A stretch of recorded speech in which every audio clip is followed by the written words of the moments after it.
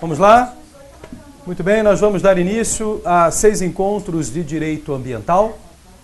Começo fazendo uma indicação bibliográfica. Nós temos hoje já vários livros publicados sobre o direito ambiental.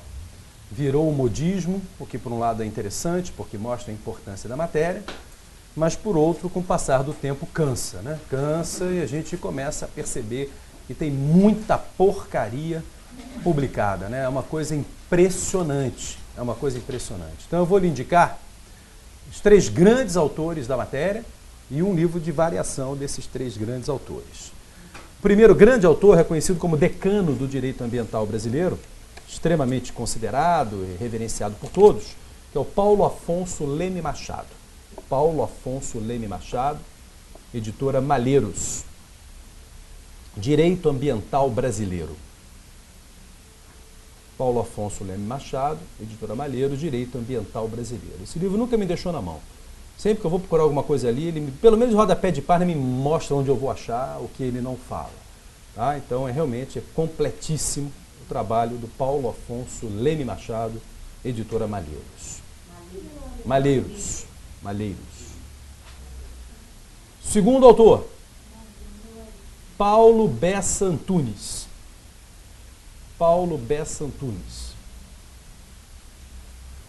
Editora Atlas.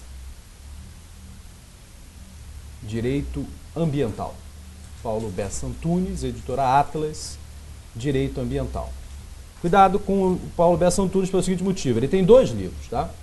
Ele tem um curso de Direito Ambiental, que me parece o mais adequado, completíssimo, e tem um manual de Direito Ambiental, que é um resumo do curso dele.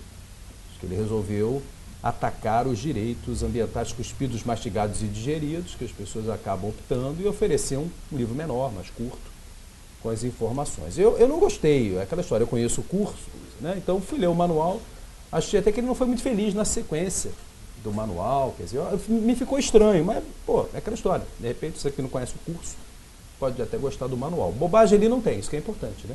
É um autor confiável, né? Bobagem ali você não vai achar. Procurador da República, lotado aqui no Rio de Janeiro, Paulo Bessa Antunes, ok? E o terceiro grande autor, Edis Milaré. Editora RT. Direito do Ambiente. Ultimamente é o livro que eu mais tenho lido para tirar as minhas dúvidas. Edis Milaré. Direito do Ambiente. Editora RT. Um problema que esses 3 autores possuem. São 3 tijolos, né? É cada livro mais grosso que o outro. Isso assusta um pouco, né? Ainda mais uma matéria que ainda é uma matéria periférica em concurso público, né? Você vê um mas desse tamanho. O do Edis Milaré eu costumo falar para levar um amigo junto, para ajudar a levar para casa o livro dele. Porque você, sério mesmo, chega na livraria, tem o Edis Milaré aí, meu amigo, olha só, não precisa nem pegar, ok? Você fala, gente, é isso aí, isso não é a coluna do prédio não, meu? Não é enfeite, não, é o livro mesmo. Tá? É impressionante, o direito ambiental não para de crescer, o direito ambiental, eu volto a insistir, virou modismo, acho que o pessoal perdeu o rumo. Por exemplo, tem capítulos do direito ambiental totalmente desnecessários. Por exemplo, está na moda aí um tal de direito ambiental cultural. Todo livro de ambiental hoje tem um capítulo, direito ambiental cultural. O capítulo direito ambiental cultural nada mais é do que o tombamento. E tombamento já é estudado no direito administrativo, na matéria intervenção do Estado na propriedade. Né? A intervenção do Estado na propriedade já adota esse tema. Não acho, é igualzinho. Se você pegar não é exatamente, eu acho que é desnecessário. Né? Talvez falar que é invencionismo pode ser também um exagero, mas eu não vejo diferença nenhuma. Pois é. E vai crescendo. Aí o editor fala, olha, tem que ser igual ao do cara. Aí todo mundo começa a falar. Então virou uma matéria hoje estudada no direito ambiental. Agora você pega esse capítulo de direito ambiental cultural, é o mesmo comentário que eu faço em direito administrativo. Tá? É o comentário do Decreto-Lei 25 de 37 da União, que regula tombamento. Quer dizer, não tem nenhum perfil próprio de meio ambiente para justificar. Então tem. que é outro capítulo totalmente desnecessário, que vai estar uma moda danada também, todos têm, direito ambiental artificial. Direito ambiental artificial. Aí você pega o capítulo do direito ambiental artificial e o comentário do Estatuto da Cidade. Logo, é direito urbanístico. Pô, já tem um ramo do direito próprio para isso, pô, direito urbanístico.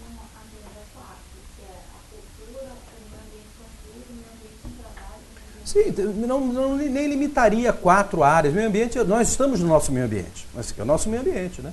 Aqui, sala de aula. Ninguém está vendo uma garça branca cruzando o céu, né? Ninguém está ouvindo N ao fundo, né? Está até ouvindo uma música estranha aqui ao fundo e tal, né? Não está subindo o letreiro nem nada, né? É isso, pô. Esse é o nosso meio ambiente, né?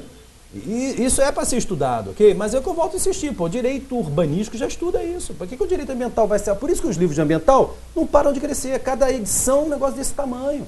Os caras ficam enviando tudo ali dentro. Quer ver outro tema que é colocado ali? Eu nem recrimino porque ninguém estuda. Direito do índio. O Paulo Bessa Antunes termina o livro dele, no último capítulo, Populações Indígenas. Aí eu já nem critico, porque ninguém estuda populações indígenas, o direito do índio, que é um ramo próprio, né? Você não tem esse estudo. Ao menos mal, aí pelo menos o ambiental assume. Agora, assumir matérias que já existem em outros ramos, e sem um viés próprio, sem nada, sinceramente, não justifica. Mas por isso que o negócio é desse tamanho. Agora, eu vivo falando, livro grande, tem que saber usar, né? Tem que ter medo de livro grande. É melhor um livro grande com informação confiável do que um livro pequeno só falando bobagem. Você ainda perde tempo aprendendo errado. Quer dizer, então, paciência, pô, é o que tem. Tá? Agora, se quiser algo menor, eu indico José Afonso da Silva, constitucionalista de renome, editora Malheiros, direito constitucional ambiental ou direito ambiental constitucional, nunca guarda a sequência. José Afonso da Silva, direito ambiental constitucional, editora Malheiros. É metade dos outros. Agora, se você comparar o índice é basicamente o mesmo. E é um autor confiável. Tá? É um autor confiável. Não é o melhor livro, mas é confiável e ajuda muito aí a, pelo menos, ter uma coisa menor para você buscar informação. Ok? Se você tem outro livro de ambiental, vai fundo, o negócio é estudar, né? Eu estou te indicando o que penso ser a nata aí do direito ambiental brasileiro. Peço que busquem uma compilação da legislação, tá? Saraiva e RT, basicamente. Ambas têm uma compilação da legislação ambiental. É importante a compilação da legislação ambiental. A gente vê muitas questões saindo do texto legal, principalmente múltipla escolha, tá? E ela é citada direto. A gente vai citar a legislação direto em sala de aula para confirmar aí todas as colocações que a gente faz em relação ao tema. Não vejo muita diferença entre as duas.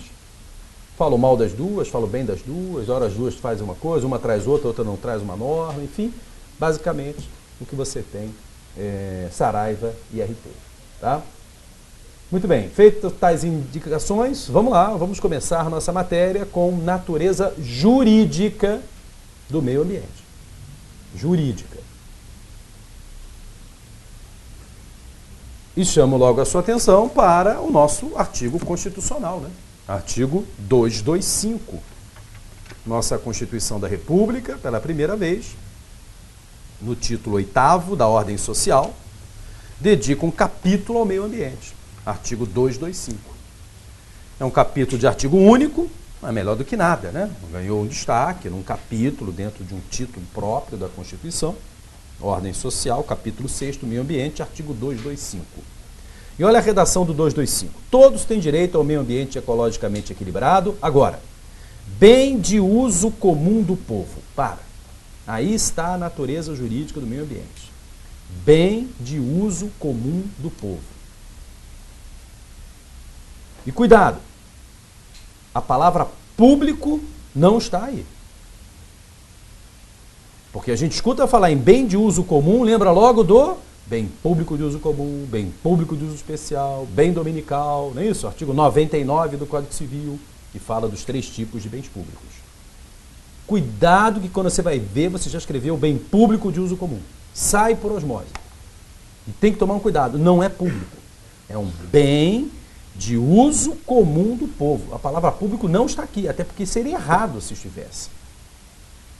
José Afonso da Silva fala que o meio ambiente é um bem de interesse público. Perfeita a definição do José Afonso da Silva. E é exatamente isso que o 225 está querendo dizer. O meio ambiente é um bem de interesse público. ao interesse público na manutenção do meio ambiente. Por isso é um bem de uso comum do povo, se beneficiando do meio ambiente devidamente equilibrado. Nesse mesmo contexto, já aproveito para trazer então uma recente lei que está vendendo, chamando muita atenção, o novo Código Florestal Brasileiro. O novo Código Florestal Brasileiro, Lei 12.651, de 2012, artigo 2º. Olha, 12.651, de 2012, nosso novo Código Florestal, artigo 2º. Detalhe, esse artigo 2º é sem tirar nem pôr o artigo 1º do Código anterior. Perceba então que o Código anterior não estava tão mal assim como falavam, né? Você vê que o artigo 1º do Código lá de 65, que era a Lei 4771 de 65, foi reproduzido no artigo 2º. Tá? Se precisar lembrar o número do Código anterior, na ementa da 12.651, que é o nosso novo Código Florestal, ele diz que revoga a Lei 4771 de 65, tá? Que era o antigo Código Florestal. E olha a redação do artigo 2º, então você vê que há muitos anos já se fala isso, né? Desde 65 eu tenho essa ideia de bem de interesse público. Olha o artigo 2º. As florestas existentes no território nacional e demais formas de vegetação nativa, reconhecidas de utilidade às terras que revestem, agora, são bens de interesse comum a todos os habitantes do país. Olha lá, também não tem um público. São bens de interesse comum a todos os habitantes do país. Gente, é o mesmo contexto do 225, bem de uso comum do povo. É o mesmo contexto, José Afonso da Silva, bem de interesse público. É você ler no artigo 2º do Código Florestal, bens de interesse comum a todos os habitantes do país. Ok? Então, é um direito meta plurindividual, como queiram, né? Atingindo aí indiscriminadamente qualquer cidadão. Por isso é rotulado, inclusive, como direito humano de terceira geração, né? Direito humano de terceira geração. E atenção, falo geração, tá? Não acho nada de errado na expressão. Não me convence gestação, dimensão. É geração, pô. Até porque as gerações têm que se entender, pô. Se vira e entende, pô. Ok? Então, pluri ou meta individual. O interesse difuso, vou colocar nesse contexto, né? Interesse difuso. Por isso ligado a direito humano, né? E se é ligado a direitos humanos, tem que tomar muito cuidado, porque você pode, isso é interessante até especialmente para uma discursiva, buscar interpretações que podem levar até mesmo à desconsideração de certas normas. Porque em relação aos direitos humanos nós temos o princípio do pro homine, né? O princípio do pro homine é aquele que, na interpretação, num eventual conflito de normas, vamos ficar a mais favorável ao ser humano. E isso, minha gente, por exemplo, num tratado internacional e uma lei nacional sobre meio ambiente e tal, você pode acabar desqualificando a legislação nacional, utilizando um tratado, okay? Usando esse princípio. O princípio é muito bom na hora do concurso quando você não tem uma resposta. Você sai pelo princípio do pro homine, ok? Eu vou citá-lo, por exemplo, mais à frente, quando eu falar em competência normativa. No conflito de normas, o princípio do pro homine pode ser a solução. Ok? Quer dizer, então, há esse elo, não há dúvida. Eu não vejo, normalmente, os tratados de meio ambiente serem rotulados como tratados de direitos humanos. Tá? Eu não vejo isso. Somente no estudo do direito internacional, os tratados de direitos humanos não chegam a trazer os tratados internacionais para aquela defesa da tese, que uma vez internalizado, né, passa a ser supralegal, né, ou se internalizado com coro de emenda passa a ser status constitucional. Eu não vejo a defesa da tese que os tratados de meio ambiente estariam ali, naquele contexto. Seriam leis ordinárias, uma vez internalizados dentro da normalidade dos tratados. Mas é um caminho, é uma alternativa. E já que é uma alternativa, eu gosto de cara também de fazer uma lembrança. Quando a gente estuda direitos humanos, ou em direito constitucional, né, ou em direitos humanos em separado, a gente aprende logo características dos direitos humanos. E aí, normalmente, colocam 3 características, sempre juntas. inalienabilidade, irrenunciabilidade e imprescritibilidade. O direito humano é inalienável, irrenunciável e imprescritível. Eu me preocupo especialmente com o último, tá? Imprescritível. É uma moda falar que o dano ambiental é imprescritível. Olha, tem que tomar cuidado. Tem que tomar cuidado, porque o dano ambiental ele pode ser analisado sobre enfoque administrativo, civil e penal, não é isso? Aliás, logo avisando, não dou aula de direito penal ambiental. Direito penal ambiental é direito penal especial, né? Até porque eu só falaria bobagem em relação a crimes. Mas eu alerto e começo logo pelo direito penal. Que eu saiba, falar em crime imprescritível vai deixar os penalistas arrepiados, né? Eu acho que crime imprescritível que é tortura e olha lá, né? Você não tem mais nenhum. Depois verifiquem isso no direito penal, né? Aonde? Racismo, tortura, racismo, olha só. Será que tem mais algum? Acho que não, né? Só falta começar a ser uma lista aqui de crime. Mas enfim, por isso que eu alerto logo, né? Não sei penal, né? Mas olha só, eu não acredito que você tenha um crime ambiental imprescritível. Sinceramente, não acredito, não tenho conhecimento.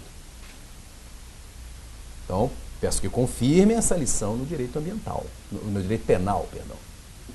Agora, no direito administrativo ambiental, processo administrativo, multa do IBAMA, multa do INEA aqui do Rio de Janeiro, nossa autarquia, não há dúvida que há prescrição.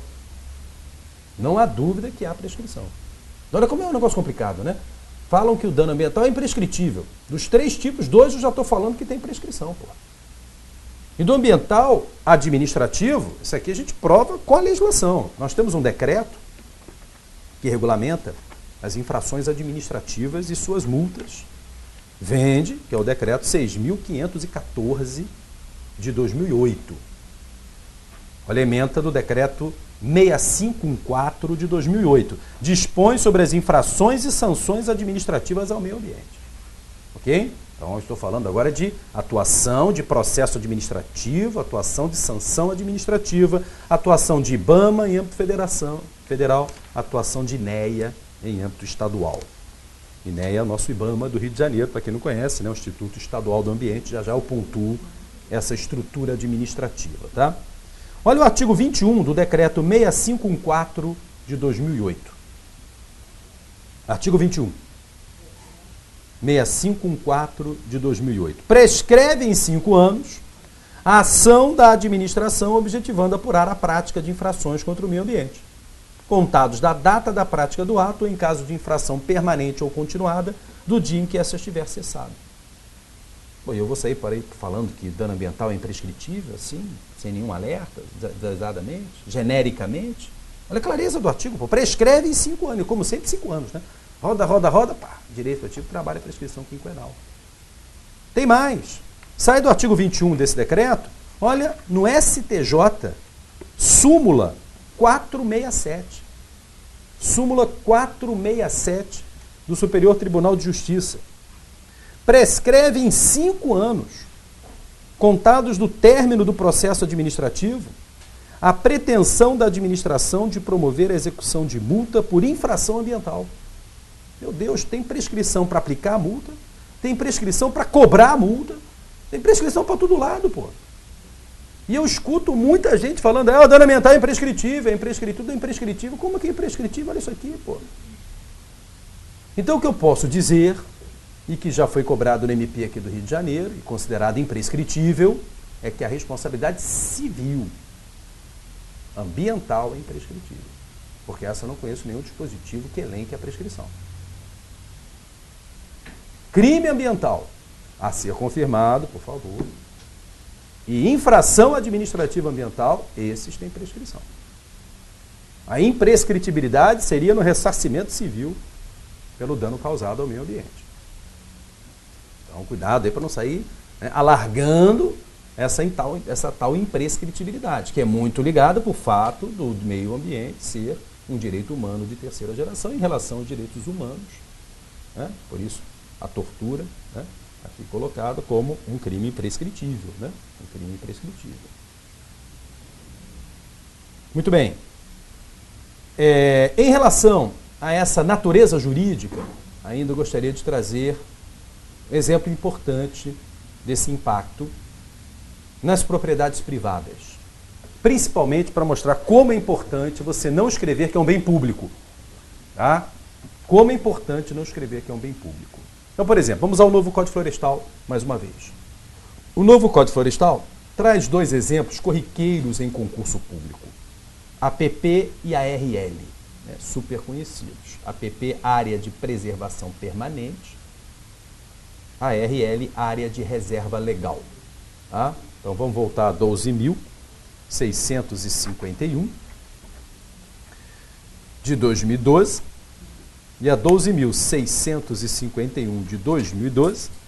Você vai achar a PP no artigo 4º ao 9º, a ARL do artigo 12 ao 24. Do artigo 12 ao 24, Área de Reserva Legal, e a PP do artigo 4º ao 9º. O artigo 12, pegando a área de reserva legal, diz assim: todo imóvel rural deve manter área com cobertura de vegetação nativa a título de reserva legal, sem prejuízo da aplicação das normas sobre áreas de preservação permanente, assim vai. Então, todo imóvel rural no Brasil tem que destinar uma fração de sua área para a manutenção da floresta.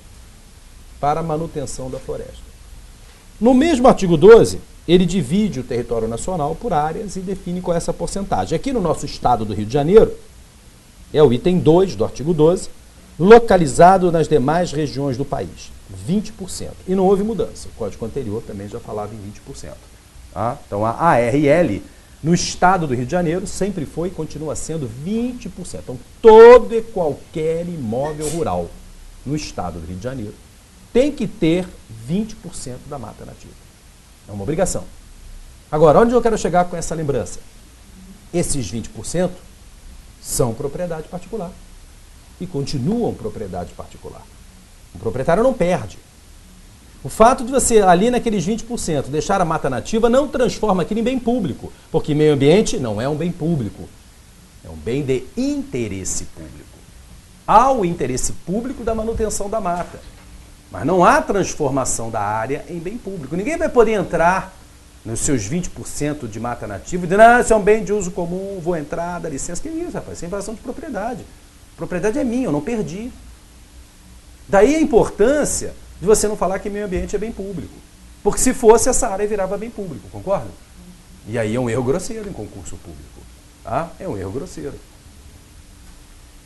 A mesma coisa com a APP, tá? Mas aí na aula de florestas eu explico melhor aí a ideia da APP. Basta esse exemplo para mostrar a preocupação, como é importante você não escrever que o meio ambiente é bem público. Porque você estaria transformando em bem público o que não se transforma em bem público.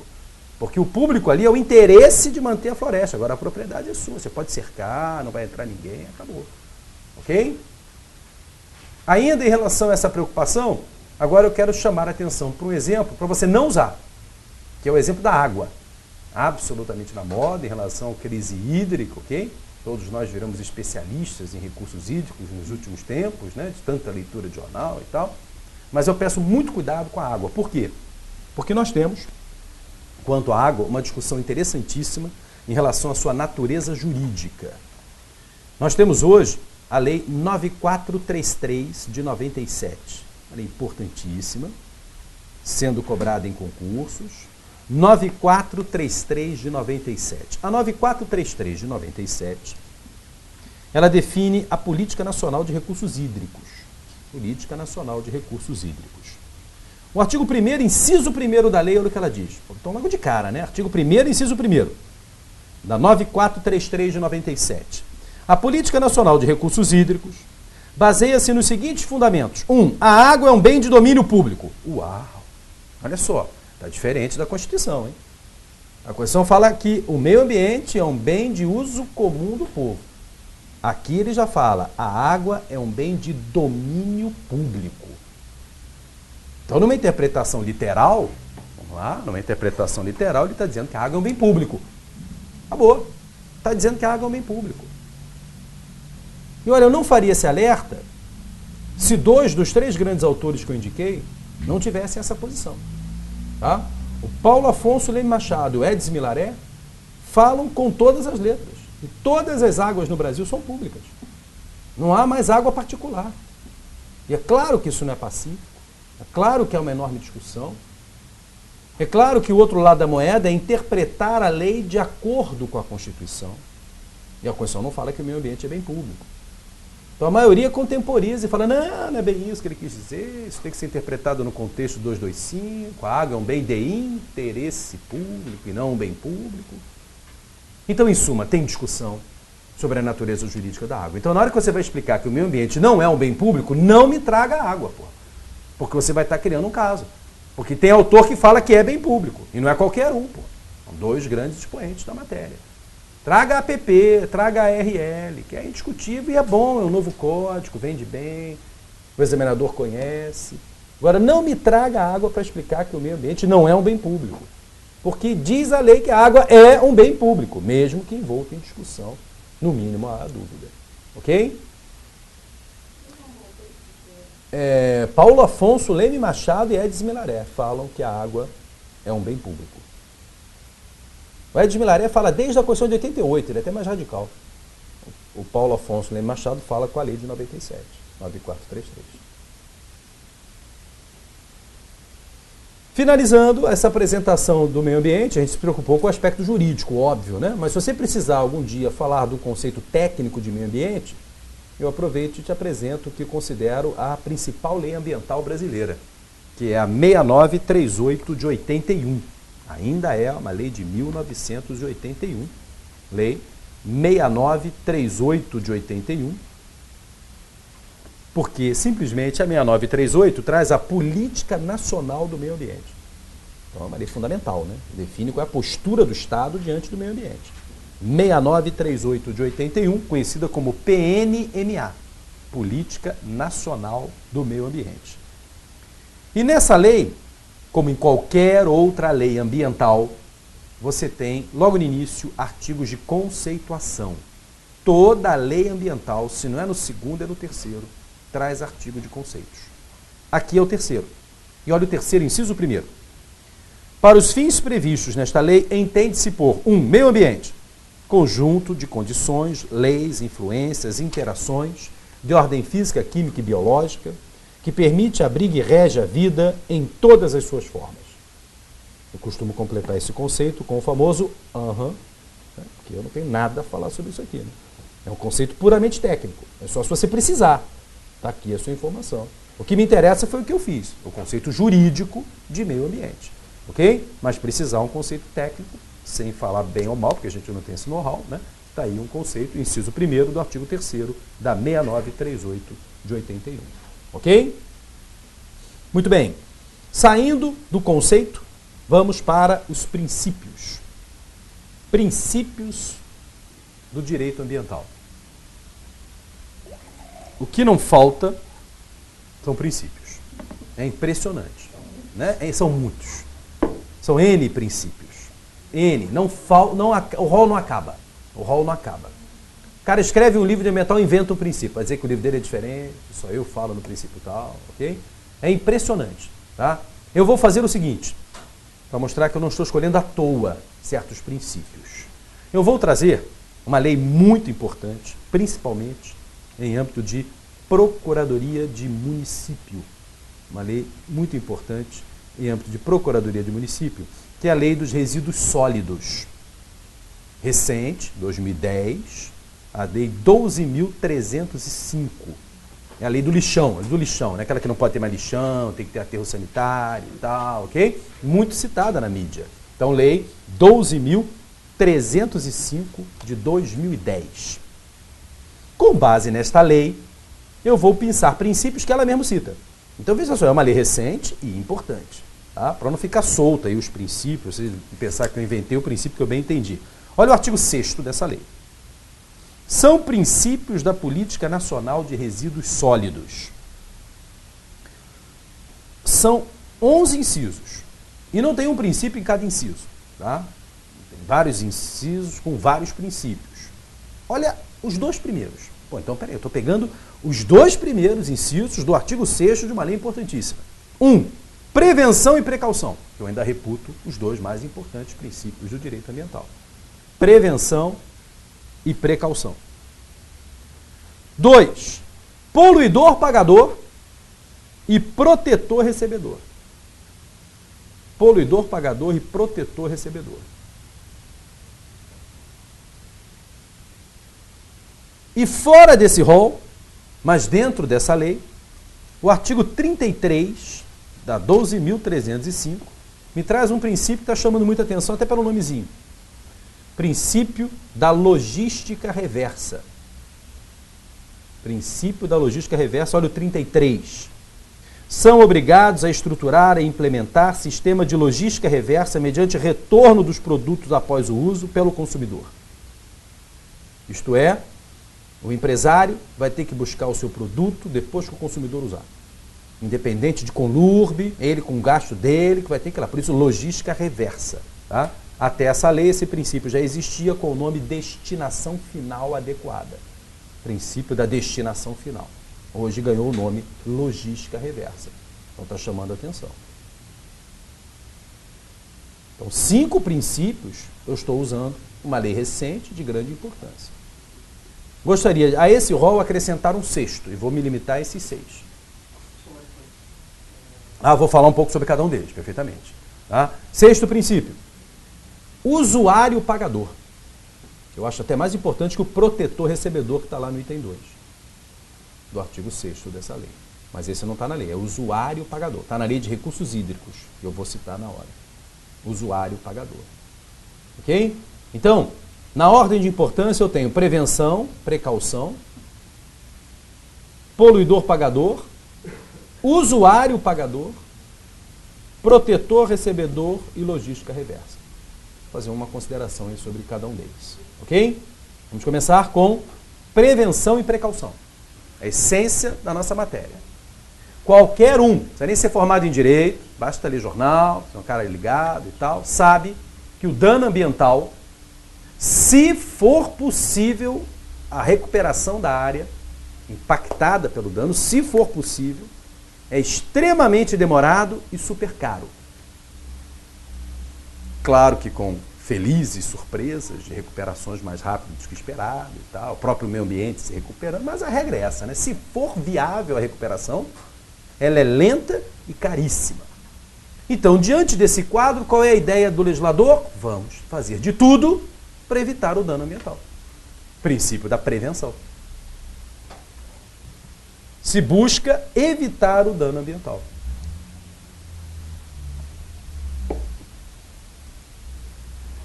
E como eu faço para evitar o dano ambiental? Tornando uma das matérias mais importantes que nós temos a estudar extremamente complexa. O licenciamento ambiental. Quer evitar o dano? Olha para o licenciamento. E faz uma série de exigências para que com isso você tente ao máximo minorar, diminuir a probabilidade de um dano. Isso é na prevenção. Quer dizer, a prevenção está intimamente ligada ao licenciamento ambiental. É um poder de polícia preventivo, perfeitamente. Não, né? É algo que eles falam, essa diferença da precaução e da prevenção, que é algo que você tem a frente. Sim, já completo isso, quando eu trazer a precaução. Mas exatamente isso. Eu sei a que atividade é capaz de fazer. E dentro daquela potencialidade de dano, eu faço uma série de exigências para tentar evitá-lo. Essa é a ideia da prevenção. E isso repercutirá no licenciamento ambiental.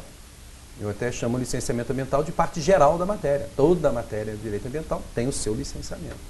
Parte geral das mais importantes. A gente tem que conhecer, a gente vai trabalhar aqui em detalhes como é feito tal licenciamento ambiental. Ok? Quer dizer, então, o licenciamento ambiental se torna complexo. Olha, é tão complexo que o licenciamento ambiental não é um ato administrativo. O licenciamento ambiental é um procedimento administrativo. É um processo administrativo. Não é um ato.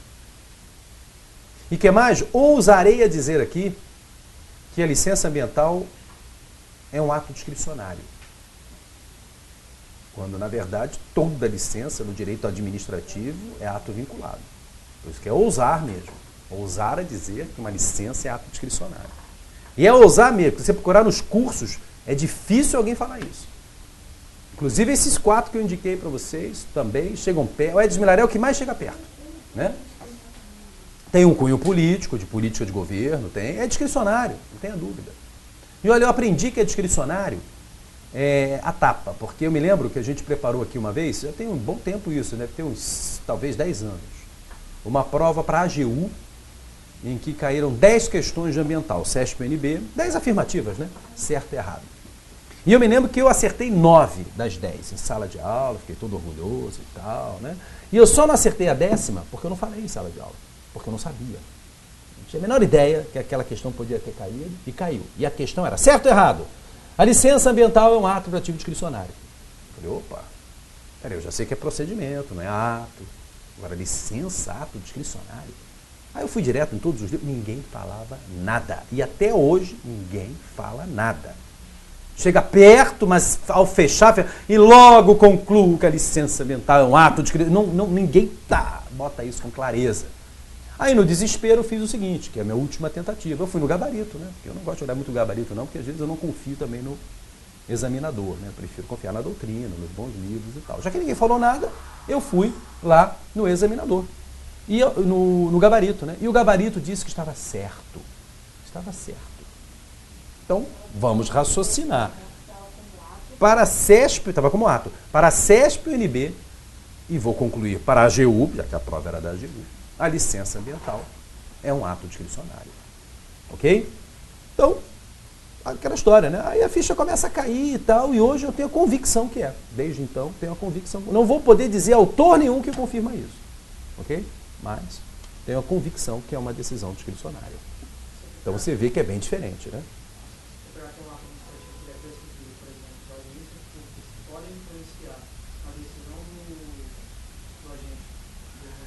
Olha, não, eu não usaria nem audiência pública, porque a audiência pública é só informativa, a verdade é essa. A audiência pública pode influenciar, mas não condiciona a decisão. Eu já prefiro que você cite os estudos ambientais, porque a licença ambiental é intercalada por estudos ambientais, aí já é uma coisa técnica, que te prova que pode ou não pode, ok? Então eu já acho mais concreto do que falar em audiência pública. Porque a audiência pública, sinceramente, virou uma palhaçada, né? Virou uma verdadeira palhaçada. A audiência pública e nada é a mesma coisa, eu tenho dito hoje isso aí tranquilamente.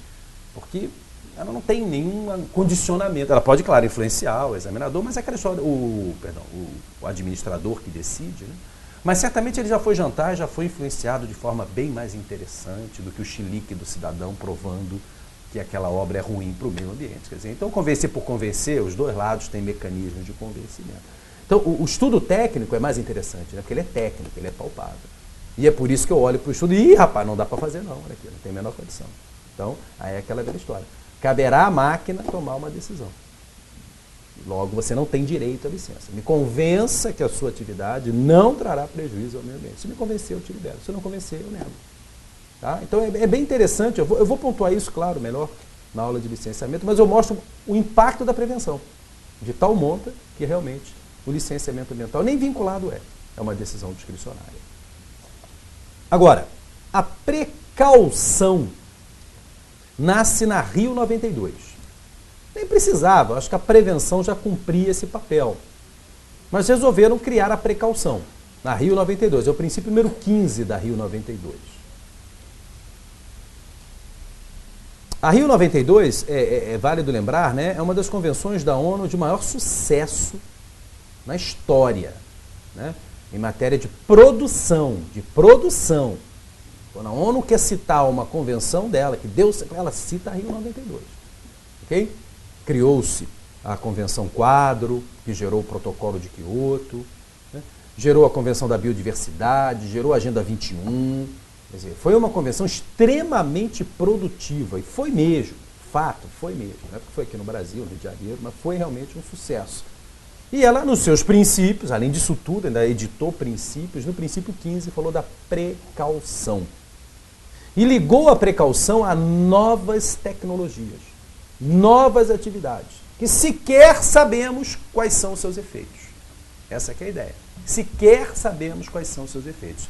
Então, criou-se aí uma divisão com a prevenção. A prevenção é para licenciar atividades que eu sei o seu real impacto, já conheço há muito tempo os seus efeitos, que são violentos, que eu tenho que tomar muito cuidado e fazer uma série de exigências. Mas a precaução é para um avanço tecnológico que sequer eu sei onde isso vai dar. Sequer eu sei os seus eventuais efeitos. Então a precaução tem que ser mais radical que a prevenção. Por isso a precaução estão usando muito aquela história lá do direito penal, adaptada ao direito ambiental, que é indúbio pro natura. Está na dúvida? Não sabe se faz bem ou faz mal? Então não libera, enquanto você não me convencer dos eventuais efeitos. Enquanto não estivermos cientes dos eventuais efeitos. Então a precaução é uma coisa... Está no mesmo contexto, né? De evitar o dano, mas é uma coisa que você não conhece. Então veja só, volta e meia você está assistindo lá o Jornal Nacional, né? Com vovô e vovó na sala e tal. Aí tem a chamada inicial, cura do Alzheimer. Aí vovô e vovó ficam todos animados. Oh, meu Deus, e agora? Vamos lá ver. Aí a última coisa, você tem que assistir o jornal inteiro, para no finalzinho, desgraçado, mostrar aquela porcaria, né? E aí, depois de mostrar a reunião, volta lá para o nosso amado William Bonner. Então ele fala, no entanto, só daqui a 20 anos será liberado para comercialização, ainda estão em fase de pesquisa. Aí vovô e vovó ficam todos tristes. Que isso, vovó. Melhor do que tomar um remédio e morrer na hora, né? Lá tem que ter 20 anos mesmo de experiência, primeiro nos beagles, não é isso? Nos ratinhos, né? Depois vem pra gente, pô, normal, é isso.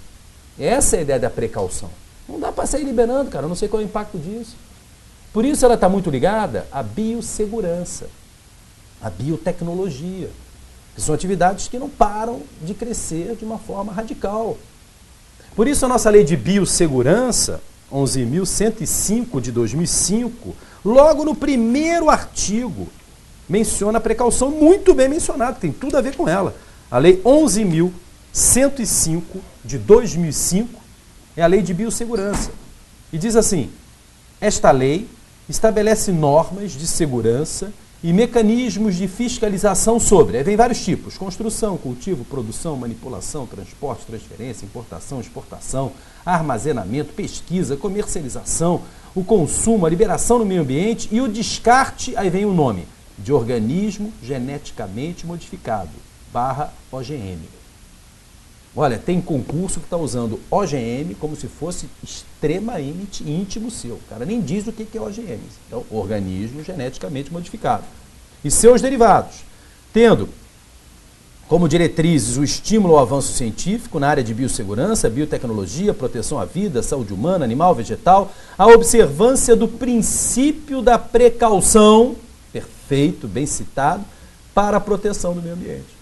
Porque tem atividades aqui que eu tenho a menor ideia qual é o impacto disso. E o grande exemplo, super polêmico, transgênico, né? Transgênico é o grande exemplo de OGM, já no nosso dia a dia, inclusive. Ok? E aí, faz bem, faz mal? Faz bem para o meio ambiente? Faz algum mal para o agricultor que está manuseando alimento transgênico? Faz algum mal para o consumidor que está botando para dentro aquela coisa? Não sabe ainda? Indúbio pro natura, não libera. Essa é a ideia da precaução. E não sei se estão lembrados, a primeira briga da então ministra Marina Silva com o então presidente Lula foi exatamente isso aqui, né? Entrou irregularmente no país, a semente de soja transgênica foi plantada, se não me engano, no Paraná, ela entrou pelo Paraguai, e depois da colheita, que foi um sucesso, né? A soja transgênica acaba produzindo mais, né? Depois da colheita, descobriram que era transgênica, pô. E aí aqueles armazéns lotados de soja, que o Jornal Nacional adora mostrar e tal, a ministra queria queimar tudo. Queima isso. Mas que isso? Eu não sei se faz bem, se faz mal. E eu me lembro, toda hora ela terminava a fala dela. A precaução pede isso. Aí vem o presidente Lula, minha filha, as pessoas estão morrendo de fome, eu não vou queimar isso não. Cadê a medida provisória? Me daqui, libera a soja transgênica. Aí começou a primeira briga entre eles. Liberou a soja, mesmo sem saber o real impacto que ela poderia fazer. Foi liberado, pô. Medida provisória. Não sei se a preocupação dele era com a fome da população ou com argumentos que talvez tenha recebido, né, dos ruralistas e tal. Vamos jantar? Sem ser transgênico, vamos jantar, né? E tal, né? E lá saiu todo animado, feliz da vida, fez a MP e liberou. Não sei dizer, não vou fazer mau juízo, né? Porque eu não tenho informação. Eu sei que foi a primeira briga entre eles. E olha, era no Jornal Nacional, via a ministra falando a princípio da precaução, não permite isso, quer dizer, bem dura, né? Porque ela não era política, né? Mas falando tecnicamente, para quem conhecia foi uma fala maravilhosa, né? E mesmo assim foi liberado. Mas esse é o contexto da precaução, tá? Eu particularmente não tenho nada contra OGM, tá? Eu acho que o avanço tecnológico é inevitável, certamente é interessante para o ser humano esse desenvolvimento, agora com precaução, né? Com responsabilidade. Eu não sei se é ingenuidade num país como o nosso, que o país não faz de conta, né? Que esse avanço vai ser feito com precaução. Mas também negar não dá, pô. Olha, o Brasil tem uma empresa estatal ligada ao Ministério da Agricultura, que é a Embrapa. Todo mundo conhece, ouviu falar. A Embrapa é de um avanço tecnológico impressionante e faz pesquisas com organismos geneticamente modificados. Ok? E qual o problema disso? Lembrados que veio um tal de Beauvais aí, um francês que veio aqui, invadiu um desses laboratórios, desfez todas as sementes, todas as mudinhas lá e tal, e depois saiu fugido do país para não ser expulso, porque ele ia ser expulso. Ok? Né? O MST, volta e meia, faz isso. Quer dizer, isso é maluquice, pô. Isso é coisa de maluco. Que isso? É um avanço tecnológico. Pode ser divisas internacionais para o país, pô. Você criar, né, um produto, um alimento que possa resistir mais à falta d'água, né? Se faz pesquisa desse tipo. O país tem áreas secas, pô. Então vamos criar uma soja que dá para regar uma vez por semana. Pô, você não acha isso sensacional, cara? E vai ser contra um estudo desse? Não tem lógica, pô. E esses estudos são feitos.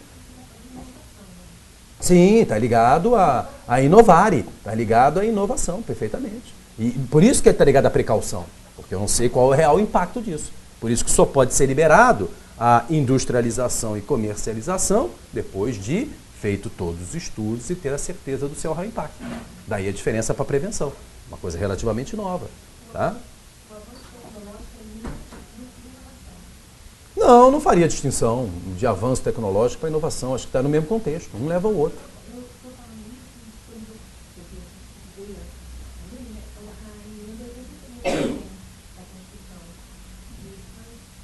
Sim.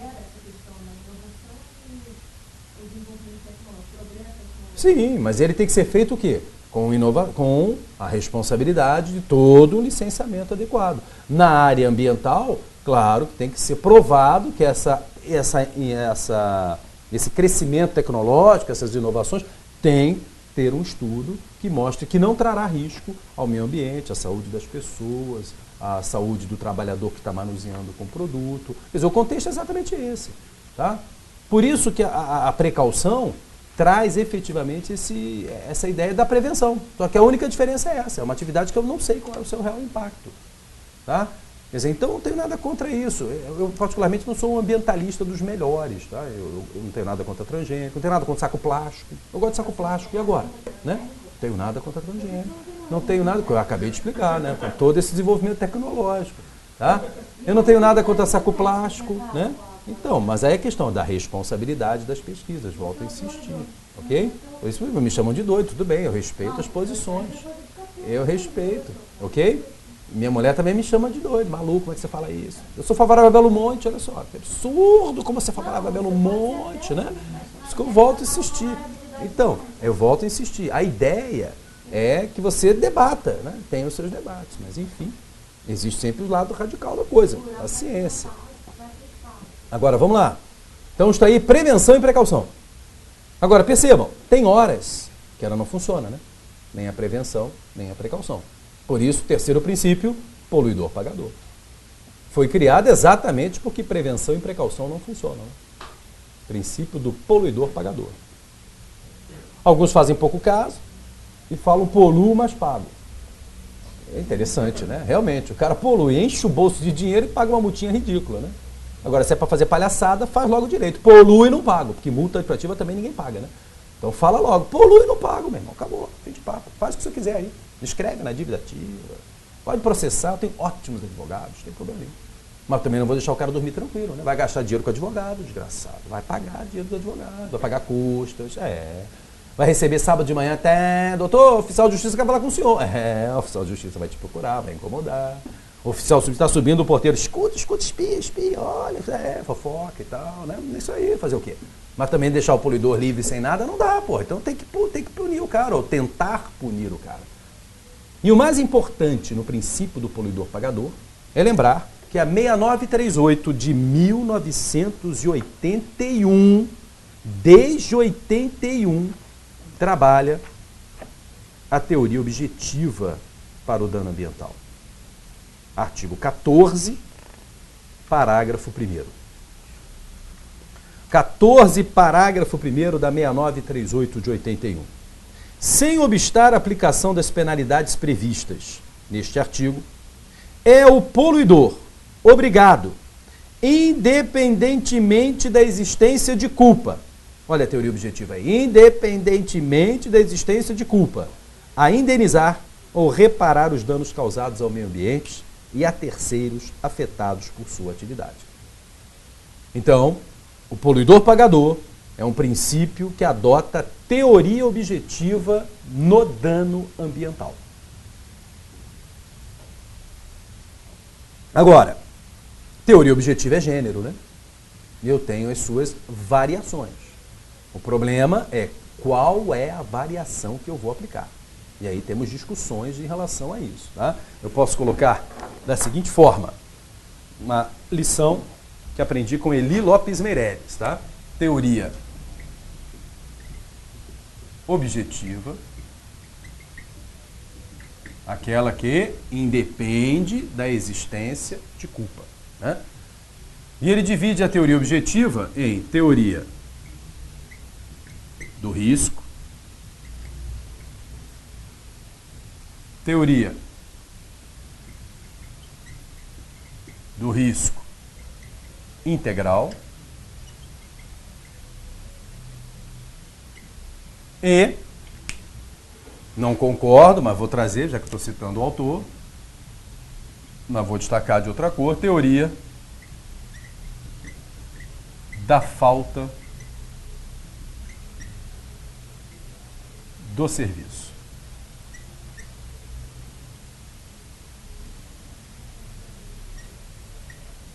Não concordo, porque no meu entender, teoria da falta é omissão, omissão é teoria subjetiva. Ok? Tem suas discussões e tal. Lá em administrativo, quando eu falei em responsabilidade, a gente desce esses detalhes. Tá? O objetivo aqui não é esse. Muito bem, então, independe de culpa. Olha, se independe de culpa, eu estou aqui em cima. Estou na teoria objetiva, artigo 14, parágrafo 1º da Lei 6938 de 81. Então, de certa forma, a resposta é incompleta, né? É teoria objetiva. Agora, qual é a variação, candidato, da teoria objetiva?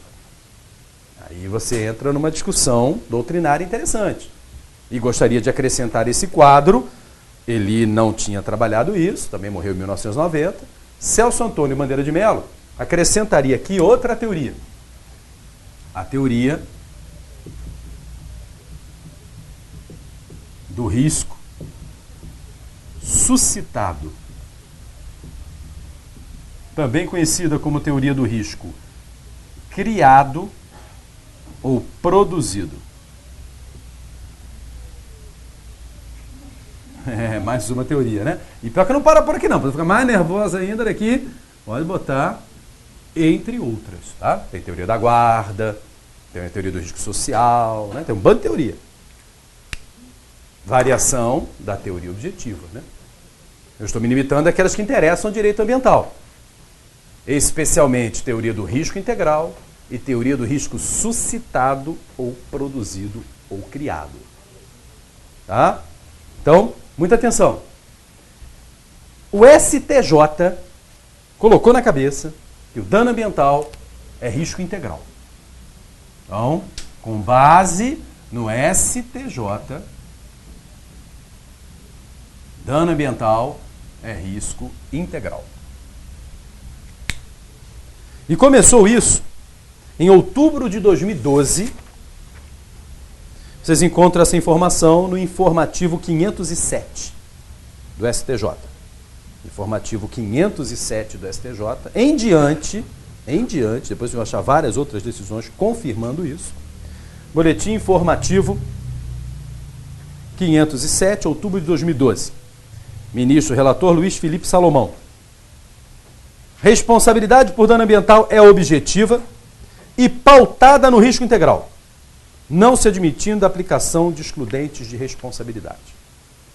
Então, diz o STJ em reiteradas decisões que o dano ambiental é risco integral. Ok? Então, chega numa múltipla escolha, prova objetiva, com base no STJ. Pô, fecha o olho, é risco integral. Eu não concordo com isso, mas eu marcaria isso. Ok?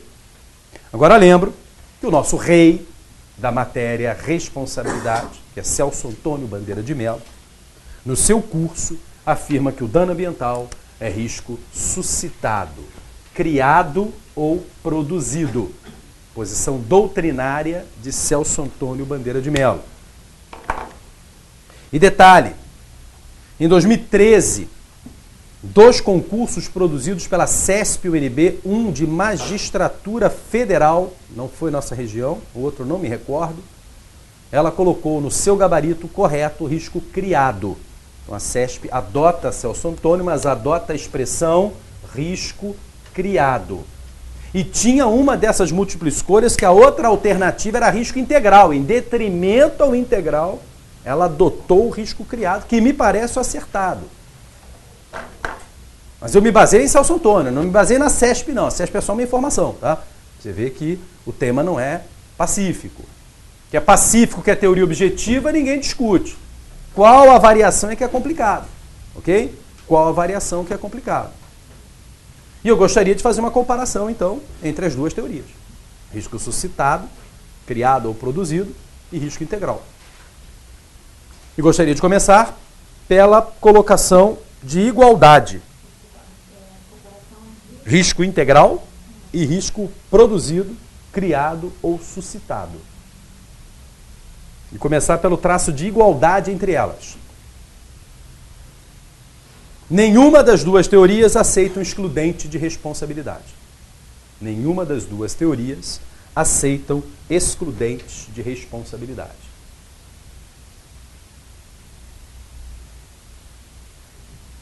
Esse é o traço em comum.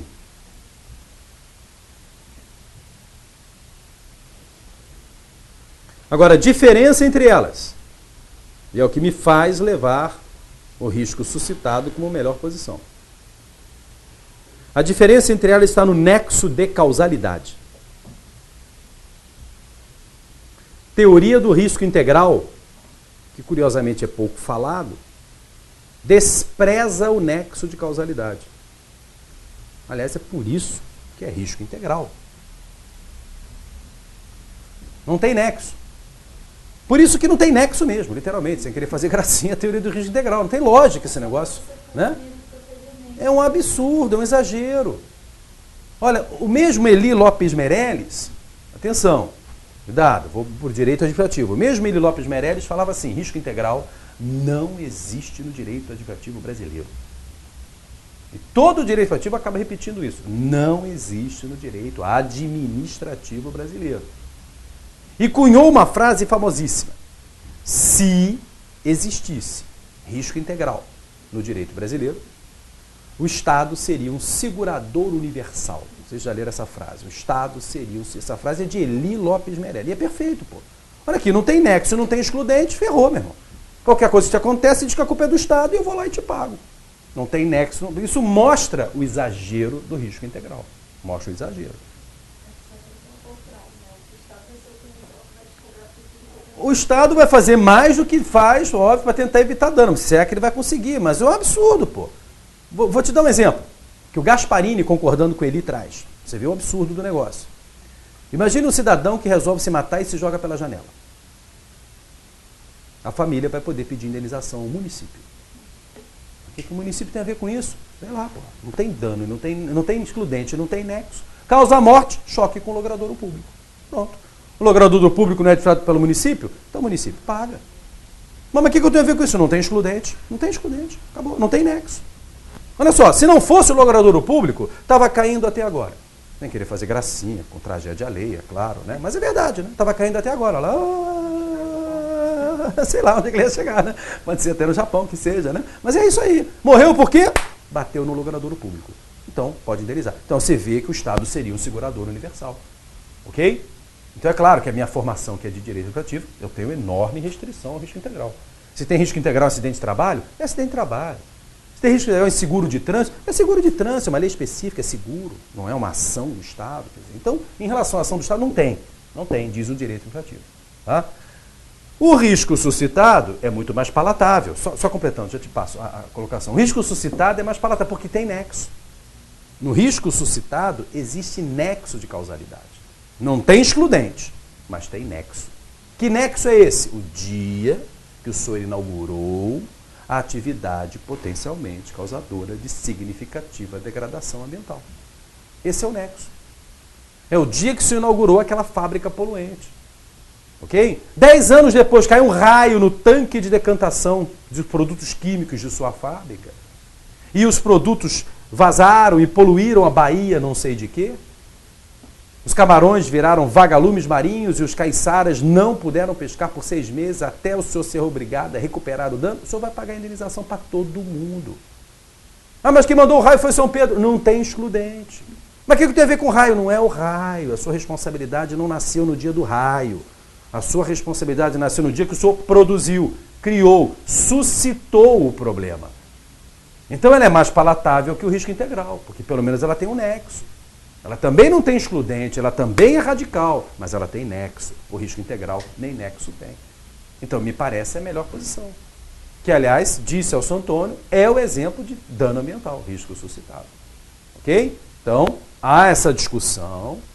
A princípio começa teoria objetiva, que essa é a resposta correta, cita a Lei 6938, ok? E se sentir a necessidade de descer na variação, aí você traga as duas posições. Pô.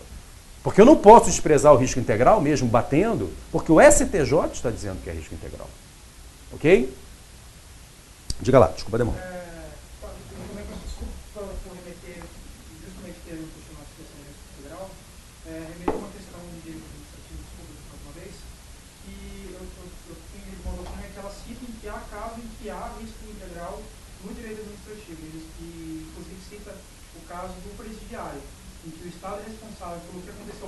Não concordo. Mesmo quando, por exemplo, o fato de... Concordo, mas olha aqui. Ou o presidiário mata aquele presidiário, ou mesmo quando esse presidiário se mata. Ele lembra aqui do presidiário, que seria risco integral. Não é, é outra variação. É teoria da guarda. A teoria da guarda. Teoria da guarda, não é só o detento, né? Guardando as devidas proporções, claro. O aluno da rede pública, a mesma coisa. O aluno da rede pública, o detento numa penitenciária, teoria objetiva, na variação teoria da guarda. O Estado responde pela integridade física do detento, responde pela integridade física do aluno da rede pública. É teoria objetiva, numa variação já existente. Quer dizer, não usaria. Eu vejo o direito administrativo, pensei que você ia trazer esse exemplo, alguns admitindo dano nuclear como risco integral. Desde criança pequena eu escuto falar, e não é. Dano nuclear, na aula própria, não vou trabalhar isso aqui agora, dano nuclear é teoria do risco com excludente. E eu provo por A mais B, com legislação. Não é nem doutrina, não, blá, blá, blá, blá, blá, blá, blá. Provo com legislação. Só que atenção, Celso Antônio fala que dano nuclear é risco suscitado. Então tem variações e variações, ok? Quer dizer, do detento e do aluno da rede pública, a teoria da guarda, entre outras teorias. Tá?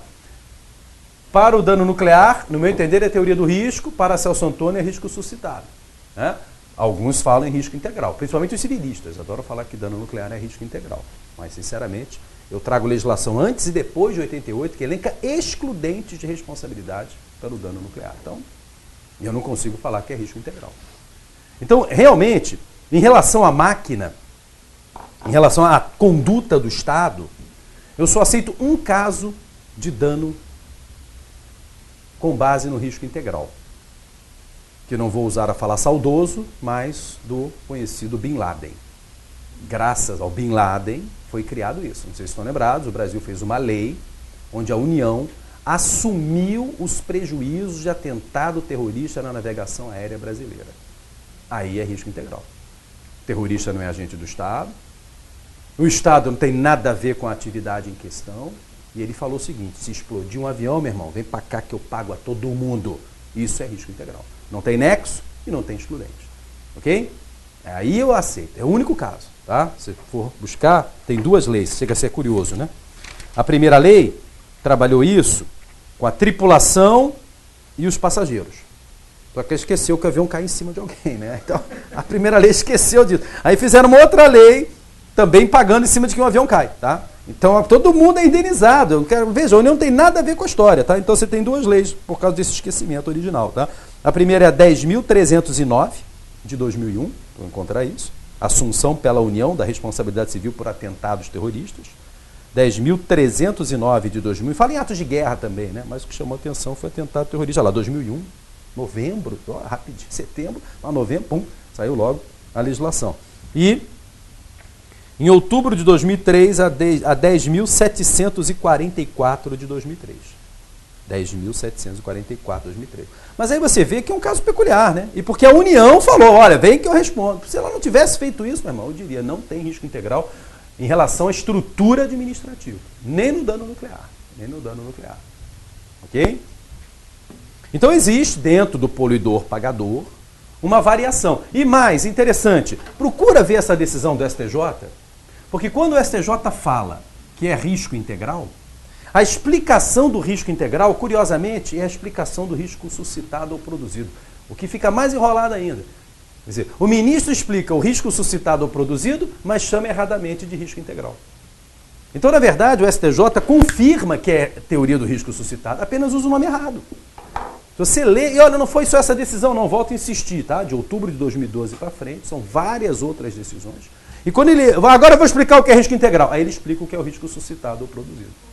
Então, com o nexo, exatamente. Então não é risco integral, é risco suscitado ou produzido. Mas amém, escreve lá risco integral e teoria objetiva é isso. E prova objetiva, perdão, é isso. Prova discursiva tem que falar também, não interessa que ele fala aqui, no conteúdo é teoria do risco suscitado, mas ele fala que é risco integral. Ok? Por isso que eu falo sempre, concurso público, vai lá em cima. Responde curto, teoria objetiva, acabou. Se o examinador quiser mais, aí você traz mais. Também uma prova oral, né? Eu vivo falando isso, aprendi com os meus filhos. Uma vez meu filho chegou para mim e falou assim, papai, como é que eu nasci? Eu falei, pô. Minha mulher estava do meu lado, olhou, começou a rir. Ah, perguntou para você, se vira aí. Porra, vai me deixar nessa, pô? Aí eu olhei para ele, papai ama a mamãe. Aí ele saiu pulando, brincando. Eu falei, me dei bem, olha só, tá vendo? É isso aí. Agora imagina, papai, como é que você ama a mamãe? Pô, meu filho. Aí é aquela história, né? Tá andando com quem, né? É isso aí, né? Vamos ver. O que é isso? Sei lá, pô. Quer dizer, eu respondo curto. Né? Resolvi, o examinador ficou feliz, pronto, acabou. Agora, se ele quiser mais, aí, meu irmão, arregaça a manga e vamos embora, vai dar trabalho. Vem cá, tenta aqui, examinador, deixa eu explicar, olha só, tem teoria do risco suscitado, tem teoria do risco integral, tem uma montanha de variação da teoria objetiva, e o STJ fala que é risco integral, o Celso Antônio fala que é risco suscitado, me parece que o suscitado é melhor, porque tem nexo, o risco integral não tem, e assim vai, pô, você vai botar toda a história para fora, mas quando for necessário, tá? Porque a resposta é teoria objetiva, acabou. Parágrafo 1º do 14, ok? Agora, ainda em relação ao poluidor pagador, queria voltar na 6938 e pedir uma remissão dentro da própria lei. O 14, parágrafo 1º, que fala em teoria objetiva, né? Repetindo, olha lá. Sem obstar a aplicação das penalidades previstas neste artigo, é o poluidor obrigado, independentemente da existência de culpa, a indenizar ou reparar os danos causados ao meio ambiente e a terceiros afetados por sua atividade. Muito bem. É o poluidor. Sublinha poluidor e vem a pergunta. Quem é poluidor? Quem é considerado poluidor para ser abraçado pela teoria objetiva? E a mesma lei conceitua poluidor lá naquele terceiro. Estão lembrados que eu já trouxe o terceiro 1, que conceitua o meio ambiente no aspecto técnico? Pois bem, o terceiro da 6938, inciso 4º, conceitua poluidor. Então estamos combinando o parágrafo 1º do 14 com o inciso 4º do artigo 3º da mesma lei 6938 de 81, para chegarmos à conclusão quem é poluidor para a lei. E olha lá o conceito de poluidor no inciso 4º do artigo 3º. Poluidor, pessoa física ou jurídica de direito público ou privado, responsável, agora, isso que está se destacando hoje, responsável, direta ou indiretamente, por atividade causadora de degradação ambiental. Opa, posso concluir então que eu tenho dois tipos de poluidores, o direto e o indireto.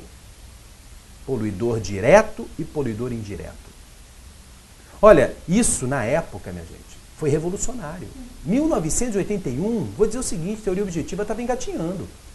Risco integral era coisa de maluco. E você em 81 ainda fala que pessoa física responde objetivamente? Pô, em épocas de novo Código Civil, ninguém morre do coração ao falar isso. Mas imagina isso em 1981. Por isso que vivem falando que a legislação brasileira é revolucionária em matéria ambiental, supermoderna. E é. O problema é como qualquer outra legislação não é aplicada, né? Esse que é o grande problema dela. O país não faz de conta. A lei é linda, mas na prática ninguém aplica isso. Então vamos lá. Poluidor direto, poluidor indireto. Poluidor direto é o empreendedor, né? É o empresário, aquele que fez lambança, aquele que todo mundo sabe, está lá o nome da empresa, a marca dela lá. Esse é o poluidor. Então esse aí não tem problema. O que está chamando a atenção hoje em dia é o poluidor indireto. Até porque sobre o direto já se perguntou tudo e mais alguma coisa, né? E em relação ao poluidor indireto, ele está ganhando outro nome hoje em dia, tá? É a mesma coisa, questão de denominação, mas está vendendo mais a corresponsabilidade ambiental. A corresponsabilidade ambiental. O indireto. Poluidor indireto ou corresponsável ambiental. Mesma coisa, tá? O nome corresponsabilidade está vendendo mais. Não seria o que consome, mas o que ajuda a causar o dano. Eu vou trazer os 3 casos. O coautor, parceiro, enfim. Mas são 3 casos de corresponsável ambiental. E vou começar pelo que está chamando mais atenção, porque o novo Código Florestal, enfim, positivou a situação. Agora, cuidado. Eu não posso falar que é novidade, porque a jurisprudência já era farta em condenar esse corresponsável. A novidade é a positivação do fato. Nunca se teve uma lei confirmando isso. Então, não venha falar, o novo Código só criou uma coisa. Não criou. A jurisprudência já era farta em condenar esse corresponsável. Ok? O Código Florestal confirmou essa corresponsabilidade. Então, vamos lá no Código Florestal brasileiro. Em vários momentos, tá? Eu vou ficar logo no artigo inicial, então voltando a 12.651 de 2012, vamos trazer o artigo 7º, parágrafo 2º. 12.651, artigo 7º, parágrafo 2º. É a corresponsabilidade do adquirente de imóvel rural por passivo ambiental. Ele não causou dano, né? Exatamente, ele tem um risco produzido em adquirir.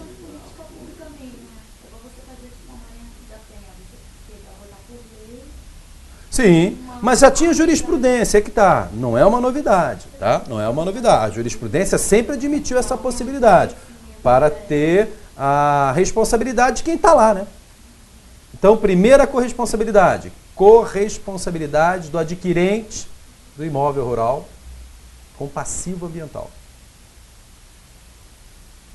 Eu vou ler o parágrafo 1º para você entender o 2º, tá? Então vamos lá, artigo 7º fala de degradação de APP, área de preservação permanente. Não pode, tem que ter a mata lá na APP, né? Muito bem, parágrafo 1º do 7º da 12.651. Tendo ocorrido supressão da vegetação situada em APP, o proprietário da área, possuidor ou ocupante, a qualquer título, é obrigado a promover a recuperação da vegetação. Então, eu quero saber a titulação que você tem sobre o imóvel. O senhor tem que recuperar a área. Acabou. O senhor que está aí, dormindo aí, morando aí. Okay? Não quero saber se o senhor é proprietário, se o senhor é posseiro, se o senhor é ocupante. O senhor vai recuperar essa área. Muito bem. Parágrafo 2º. A obrigação prevista no parágrafo 1º tem natureza real e é transmitida ao sucessor, no caso de transferência de domínio ou posse do imóvel rural. Olha que radical. É a tal obrigação propter terreno, que o direito civil gosta de falar.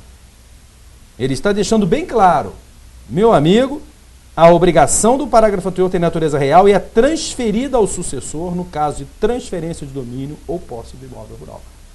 Então, quando você for comprar um imóvel rural, você tem que se preocupar, além da titulação do imóvel, para não comprar mal, você tem que se preocupar se existe algum dano ambiental lá cometido, porque você poderá ser responsabilizado por isso. E não existe nenhum cadastro em lugar nenhum de dano ambiental ocorrido em imóvel rural no Brasil. Não tem. Se você chegar no INEA aqui no Rio de Janeiro, que é o nosso IBAMA do Estado do Rio de Janeiro, né, autarquia estadual, e pedir um cadastro de multas e tal, estou comprando aqui o imóvel rural, queria saber se tem alguma sanção sobre aquele imóvel. O cara vai dar uma gargalhada, falando, não tem nada aqui. Não tem nenhum setor ainda? Não existe. Então o que você vai fazer? Você vai procurar conhecer a legislação ambiental, procurar ver se existe alguma área que deveria ter floresta e que não tem mais, ok? Chamar um engenheiro ambiental, alguém que conheça a matéria, né? Que vai te falar, olha, cuidado, que o cara desmatou todo aquele morro ali, topo de morro é obrigatório ter floresta. Olha, tem uma nascente ali que o cara desmatou tudo em volta, em torno de nascentes, 50 metros de raio obrigatório de floresta. E assim vai, pô. Né? Que tem 45 graus, perfeitamente. Então, tudo isso você vai ter que bater o olho, porque se tiver desmatado, se passar fiscalização, a recuperação é tua. Ok? Claro que depois você que se vira lá contra quem te vendeu, né, para ter um ressarcimento, mas a legislação ambiental não quer nem saber. Eu quero é receber a multa do dano ambiental.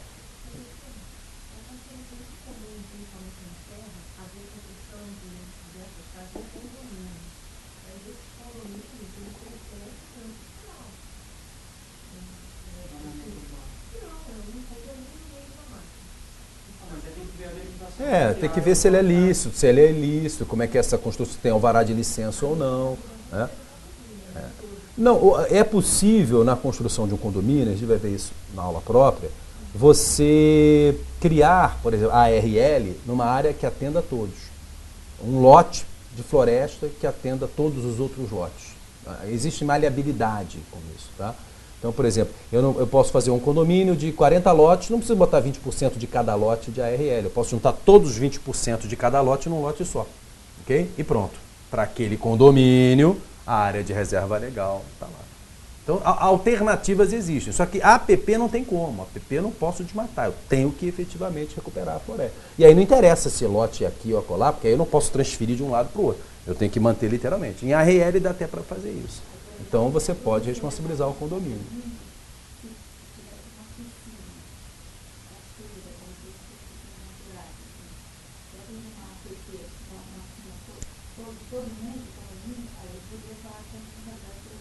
Sim, existe isso muito, né?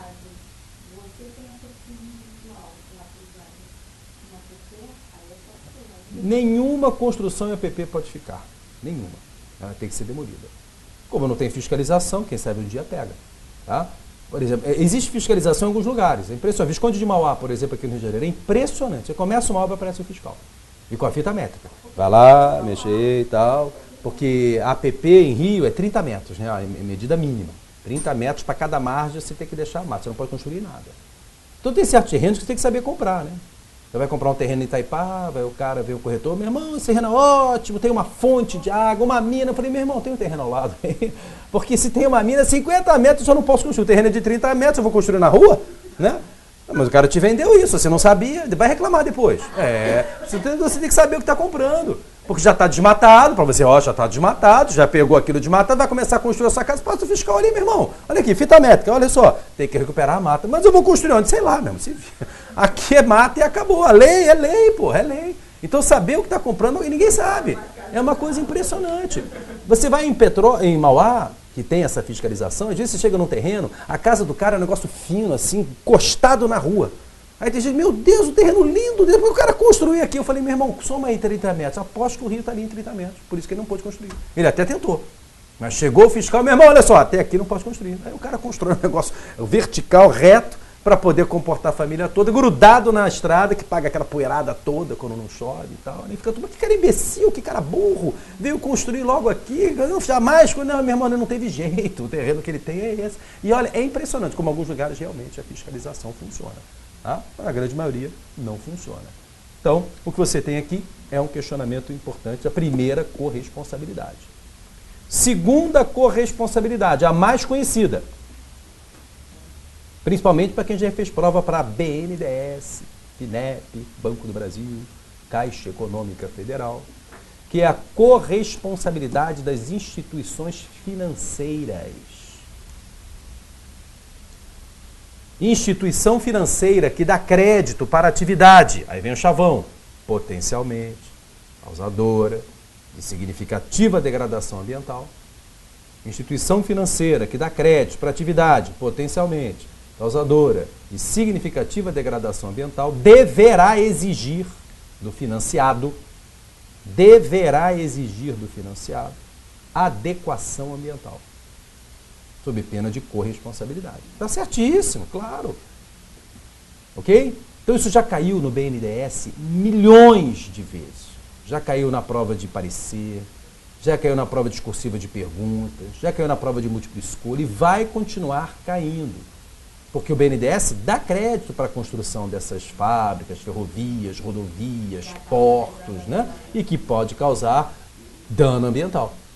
Atividade causadora de dano ambiental, atividade causadora de potencial dano ambiental. BNDES, FINEP, que é outra estatal federal que dá investimento para inovar e para inovação, FINEP, Banco do Brasil, Caixa Econômica e instituições privadas, né? Instituições privadas financeiras, qualquer uma. Exatamente. Quer dizer, eu vou condicionar o financiamento ao avançar do licenciamento ambiental. Muito comum, inclusive, isso. E aí vocês, vou liberando conforme a licença vai andando. Não vou te botar essa grana toda na mão e depois você não pede licença, eu entro pelo canto. Tá? Por isso que eu falo genericamente adequação ambiental. Que às vezes não é nem a licença. Por exemplo, olha só, volta lá naquela lei de biossegurança. Tem um artigo lá excelente quanto a isso. 11.105 de 2005. Olha o parágrafo 4º do artigo 2º. Biossegurança, né? Uma atividade potencialmente causadora de significativa degradação ambiental. Olha o que fala, exatamente isso. Parágrafo 4º do artigo 2º da 11.105 de 2005. As organizações públicas e privadas, nacionais, estrangeiras ou internacionais, logo qualquer instituição financeira, financiadoras ou patrocinadoras de atividades ou de projetos referidos no caput desse artigo, devem exigir a apresentação de certificado de qualidade em biossegurança, emitido pela CTN-Bio, um dos órgãos mais importantes em matéria de biossegurança, federal ele, sob pena de se tornarem corresponsáveis pelos eventuais efeitos decorrentes do descumprimento desta lei. Então, olha só, vem uma instituição científica e pede dinheiro emprestado à FINEP, pede crédito, para fazer pesquisa com a OGM. O que a FINEP tem que fazer para emprestar o dinheirinho dela, financiar esse projeto e dormir tranquila? Cadê o seu CQB, meu filho? Cadê o quê? Certificado de qualidade em biossegurança. Não tenho não, senhor. Então não posso liberar. Se eu libero sem o CQB, eu sou corresponsável. Eu não estou afim de assumir isso. Então, olha só, gostei do projeto, mas faz o seguinte, primeiro vai lá na CTN-Bio, que é o órgão do Ministério da Ciência e Tecnologia, e se cadastra lá, meu irmão, e consegue o seu certificado de qualidade em biossegurança. Depois você volta aqui, que eu libero esse financiamento. Senão eu vou ser responsabilizado. E mais, vou ser responsabilizado solidariamente, que é mais radical ainda, porque na mesma 11.105, olha o artigo 20. Sem prejuízo da aplicação das penas previstas nesta lei, os responsáveis pelos danos ao meio ambiente e a terceiros responderão solidariamente por sua indenização e reparação integral, independentemente da existência de culpa. Aí eu te pergunto, vamos pedir a reparação do dano ambiental à instituição científica ou financeira? É lógico que vai todo mundo na financeira, responsabilidade solidária. Por quê? Porque deu financiamento e não pediu, genericamente falando, adequação ambiental.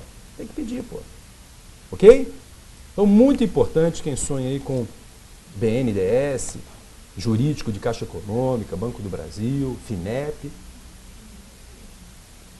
importantíssima, tá? A matéria. Então, artigo 2º, parágrafo 4º, combinado com 20 da 11.105 de 2005, confirma a corresponsabilidade da instituição financeira solidária e teoria objetiva. Ok? Muito bem. Terceira corresponsabilidade da administração pública. Terceira corresponsabilidade da administração pública. Quando esta falha nas exigências do licenciamento ambiental. Quando há falha no licenciamento ambiental. Ela deixa de exigir, Requisitos legais para o licenciamento ambiental. E aí não interessa se é desídia, se é corrupção, não interessa. Se foi jantar ontem com o empresário, o jantar foi em Paris, deu carona de jatinho, volta todo feliz. Aí o empresário pede uma coisa, mas é claro, lhe devo essa, vai fundo. Mas e aí, né, vai fundo. Aí vem a lambança, vem o Ministério Público, cadê o licenciamento? Cadê as exigências do licenciamento? Pô, meu irmão, o poder público, vem cá, como é que você me dá uma licença dessa? Quem é que assinou isso? Cadê a evolução patrimonial do cara? Quanto é que ele ganha? Meu Deus, olha só. Aí pronto, um dia a casa cai, como a gente fala, né? Um dia a casa cai, pô. Ok? Quer dizer, perfeito, e a responsabilidade vai ser do Estado. Corresponsável, solidária. E entre o governo que tem dinheiro, né, e uma empresária, você vai processar quem? Vai processar o governo, pô. Corresponsabilidade ambiental. Terceira corresponsabilidade, da máquina que falha nas exigências legais para o licenciamento ambiental. E atenção, não me traga aqui o autolicenciamento, tá? Não tem nada a ver com corresponsabilidade. No autolicenciamento, o Estado é o responsável direto. Porque no autolicenciamento, o Estado é empreendedor e licenciador ao mesmo tempo. Então é lógico que é ele que vai responder. Não tem nada de corresponsabilidade aqui. Exemplo perfeito de autolicenciamento, a licença dada pelo IBAMA para a União construir Belo Monte, que foi envolto de várias discussões. O IBAMA não queria dar a licença, o presidente Lula pressionou e, não sei se estão lembrados, a licença foi dada quando o IBAMA estava em greve. Impressionante, né? Quer dizer, o funcionário responsável em greve não foi, entrou alguém lá, apertou o botão e a licença foi dada. Sensacional, né? Essa foi trágica, não sei se estão lembrados disso, né? Quer dizer, e aí você tem o quê?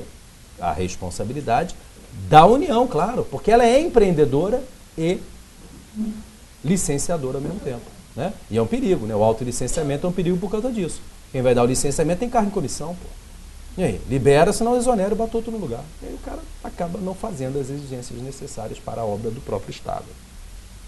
Ok? Então está aí a colocação da corresponsabilidade, poluidor indireto, poluidor pagador. Vamos avançar. Usuário pagador. Quarto princípio. Usuário pagador. Vamos achar esse princípio especialmente em matéria de recursos hídricos. Não é fechado em recurso hídrico, mas eu só tenho um exemplo do recurso hídrico para te dar, do usuário pagador. 9433, mais uma vez, de 97, aquela que diz que a água é um bem público, estão lembrados? 9433, de 97, artigo 1º, item 2. O item 1 é aquele que fala que a água é um bem de domínio público, né? Agora olha o item 2. A água é um recurso natural limitado dotado de valor econômico. Dotado de valor econômico. Item 2 do artigo 1º da 9433 de 97. E atenção, essa lei foi feita exatamente para isso. O objetivo da 9433 foi disciplinar a outorga do uso dos recursos hídricos. Cobrar por usar os recursos hídricos. Por exemplo, e é o exemplo número 1, né, no país, a CSN, Companhia Siderúrgica Nacional, em Volta Redonda, aqui no nosso estado, faz a derivação das águas do Rio Paraíba do Sul para esfriar as suas caldeiras. Ela usa, então, a água no seu processo produtivo para ganhar dinheiro, pô. Muito bem, vai pagar pelo uso dessa água. Já existe lá, fixado, existe um comitê de bacia hidrográfica do Vale do Paraíba do Sul, fixou esse valor, já se cobra, já se paga. Então foi o primeiro caso no Brasil, e essa lei veio para isso, para regulamentar essa cobrança. Então é o usuário pagador. O senhor está usando o recurso natural para a produção, vai pagar por isso. Várias produções usam a água, né, para esfriar as suas caldeiras, seus fornos, né? A indústria automobilística usa a água para banhar o veículo em produtos químicos misturados com a água, né? Depois a água vai para um tanque de decantação e tal, tira os produtos, libera a água e devolve, mas está usando, tem que pagar, pô. Não, o dinheiro do fundo, ele vai para... o dinheiro do fundo de meio ambiente é das multas ambientais. O dinheiro da outorga dos recursos hídricos, teoricamente, deve ser entregue aos comitês de bacias hidrográficas para eles aplicarem na bacia hidrográfica que está sendo utilizada, em matéria de recurso hídrico, tá? Que é o que eu conheço o exemplo concreto aqui. Então, teoricamente, o dinheiro usado aqui dessa outorga vai para o Comitê de Bacia Hidrográfica do rio em questão, da bacia hidrográfica em questão, que será revertido na utilização daquela bacia. Da usina de Angra dos Reis, o que tem? Então certamente pois é, aí teria que ver, né? Porque já não é um recurso. A 9433 está regulamentando os rios, tá? Em matéria de água do mar, você tem toda uma legislação própria, toda uma legislação referente ao tema. Não sei dizer se lá existe algo similar a isso. E não sei dizer se essa legislação da 9433 teria aplicação em relação à água do mar, em matéria de uso do seu processo produtivo. Porque eu sou em conta da doutrina falando dos rios, a utilização dos recursos hídricos internos, dos rios nacionais. É questão de verificar. Existe uma lei sobre poluição marinha. Podemos encontrar lá, de repente, uma solução. Posso pesquisar e vejo se efetivamente tem isso. O reator fica banhado, né? Ele fica banhado em água perfeitamente, né? E água salgada é a do mar, então teria que ver se teria aplicação ou não. Eu não vejo nenhum estudo da 9433 que liga a água do mar. Mas existem leis específicas sobre poluição marinha, inclusive tratados internacionais. Questão de verificar. Tá? Por isso que eu volto a insistir. O exemplo que eu conheço é esse aqui. Tá? Existe outro usuário pagador? Não há impedimento nenhum, desde que se produza algo específico inerente a usar um recurso ambiental no seu processo produtivo. Ok? Quinto princípio. Esse aí é rapidamente colocado, porque não foi efetivamente materializado ainda, que é o protetor recebedor. Protetor recebedor. Eu cheguei a apostar que ia ser Bolsa Floresta. Errei por pouco. Bolsa Floresta. Virou Bolsa Carbono. Já que floresta sequestra o carbono, ficou mais bonitinho falar Bolsa Carbono. Lá, vai na página do Ministério do Meio Ambiente, já tem um ícone lá, Bolsa Carbono. Mas que eu saiba ainda não foi viabilizada, não foi materializada. Eu vou pagar para o proprietário manter a floresta de pé. Protetor recebedor. Não tem a ver com o protocolo de Kyoto, não. O protocolo de Kyoto é em relação aos países desenvolvidos bancarem movimentos limpos de desenvolvimento. Então aqui não há um desenvolvimento, aqui é proteção da floresta realmente, tá? Independente do protocolo de Kyoto. Tá? Não, o crédito de carbono é do protocolo de Kyoto. Tá? É inerente ao protocolo de... o nome é carbono porque a floresta sequestra carbono. A floresta que sequestra carbono pode até fazer um projeto e receber crédito de carbono. Tá? Mas o protetor recebedor, Bolsa Carbono, não tem a ver com o protocolo de Kyoto. É você pagar para o proprietário manter a floresta de pé, não desmatá-la. Para pequeno proprietário, isso cai do céu. Porque a atividade rural, gente, é radical. Já pegou numa enxada? Já pegou numa enxada? Eu já peguei enxada. Eu gosto de área rural, eu tenho um sítio, eu pego na enxada. Normalmente sai cheio de bolha, dor nas costas. Isso depois de 15 minutos. É lógico, né? Um caseiro lá, agora vai fazendo eu vou só atrás. É um horror, minha gente. Pô, vai pegar a enxada com sol na testa para você ver. Aí você vira para esse produtor rural, meu irmão, senta, olha e fica vendo a floresta crescer. Eu te pago por isso. O cara solta o sorriso. Pô, meu Deus, que isso? Manda para cá. E claro que desmata, faz outras coisas e tal, e continua recebendo a Bolsa Carbono. Só que ela não saiu do papel ainda, tá? Já existe, criado o projeto, mas que eu saiba, ainda não saiu. Pois é, mas que assim seja. A mesma crítica da Bolsa Família, né? Você vê de ensinar o cara a produzir, né? Manter, mas enfim. Para proteger, vale tudo. A diferença aí é que a pessoa, em tese, poderia utilizar tudo, toda a propriedade dele, menos naquela área de proteção permanente. Mas, e mais? Da bolsa aí, ele poderia não utilizar a propriedade dele inteira, manter em floresta nativa, por exemplo, ou então reflorestar, e por isso ele receberia. E mais, pequenas propriedades, você pode admitir na floresta nativa culturas para que se retire floresta extrativista, como a gente fala, né? Uma exploração extrativista limpa dos recursos naturais da própria floresta. O próprio Código Florestal traz isso hoje em dia. Tá? Então você tem várias formas de você, mesmo mantendo a floresta, ainda retirar o lucro da manutenção da floresta, além de receber Bolsa Carbono. Mas eu volto a insistir, ela não saiu do papel. E finalizando, a logística reversa. Finalizando os princípios que eu elenquei, né? Volto a insistir, o que não falta são princípios, tá? Então, finalizando até o encontro de hoje, nosso horário já até bateu, vamos lá. Artigo 33 da 12.305.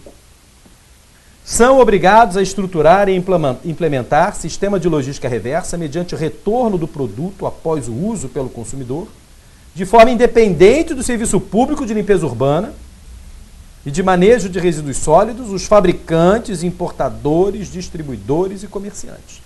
E aí elenca 6 produtos que já estão objetos da logística reversa.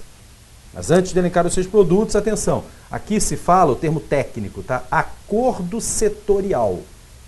Todo mundo que se deu bem na venda, faça um acordo e vá buscar o seu produto de volta. E ele elenca aqui, fabricante, importador, distribuidor e comerciante. Então esses 4, se caso concreto os 4 tiverem atuado na cadeia de venda do produto, vão sentar, cada um vai botar um pouquinho e vão criar um processo de logística reversa. A grande novidade desse rol é o último inciso, 6º, produtos eletroeletrônicos e seus componentes, onde vamos incluir aqui a famosa linha branca. Comprou uma Brastemp nova? Que legal! E aí, vai fazer o que com a Brastemp antiga? Vai dar pro porteiro, né? Vai ligar pro porteiro. Brastemp aqui, o cara vai, doutor, pô, meu quartinho já tem 5 geladeiras. É a do senhor, eu conheço, tá velhinha, doutor, não quero não, obrigado. E aí, você vai fazer o quê? Com a sua geladeira velha? Vai esperar passar aquele carro na frente da sua casa? Compra o ferro velho, compra o ferro velho. Não lembrar? Já não passou na tua casa um negócio desse? Aí você chega na calçada, o cara já tá lá na esquina. Meu irmão, e agora? Faço o quê? Eu vou ligar para a Brastemp, vem buscar. E ela vai ter que ir. Ela vai ter que ir. Ok? Não sei se na linha branca já foi feito o acordo setorial, não tenho informação. Mas tem exemplos aqui que já existem há milhões de anos. Por exemplo, agrotóxico. Há milhões de anos a lei de agrotóxico fala que você tem que devolver a embalagem à loja. Ok?